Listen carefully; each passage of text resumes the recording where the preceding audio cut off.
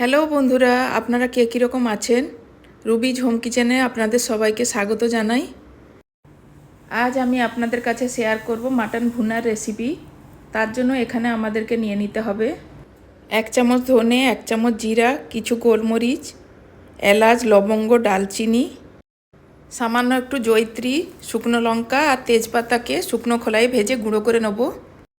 এপাশে আমি কিছু আলুকে নুন হলুদ দিয়ে ভেজে তুলে রেখেছি।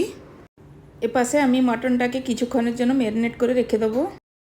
এখন আমি মাটনের মধ্যে নিয়ে নেব হলুদের গুঁড়ো, লঙ্কার গুঁড়ো, ধনে গুঁড়ো, জিরে গুঁড়ো, আদা রসুনের পেস্ট, টমেটো কুচি, নুন, সর্ষের তেল আর 2টো রসুন দিয়ে ম্যারিনেট করে রেখে দেবো।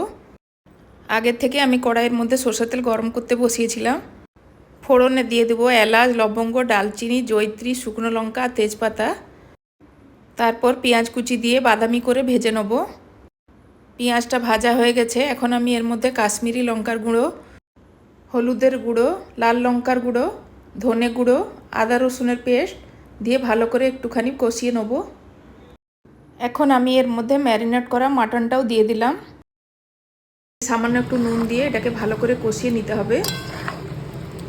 নুনটা আপনারা আপনাদের স্বাদ মতো দিয়ে দেবেন। এখন মটনটাকে খুব ভালো করে কষিয়ে নিতে হবে। মটনটা কষানো হয়ে গেছে। এখন আমি মটনের ফ্যাটটাকে এর মধ্যে দিয়ে দেবো। আগের থেকে ভেজে রাখা আলুটাও এর মধ্যে দিয়ে দিলাম। কিছুক্ষণ এগুলোকে নেড়ে নেব। তারপর এর মধ্যে আমি গরম জল দিয়ে দেবো। কিছুক্ষণ ঢেকে মটনটা সেদ্ধ করে নেব। এখন আমি এর মধ্যে শুকনো খোলায় ভেজে রাখা গুঁড়ো মশলাটা দিয়ে দিলাম। মটনটা হয়ে গেছে। এখন আমি কিছু ধনেপাতা ছড়িয়ে গ্যাস বন্ধ করে দেবো। আমাদের মাটন ভুনা রেডি হয়ে গেছে। এভাবে আপনারা একবার মটন ভুনা করে দেখতে পারেন, খেতে খুব ভালো লাগবে।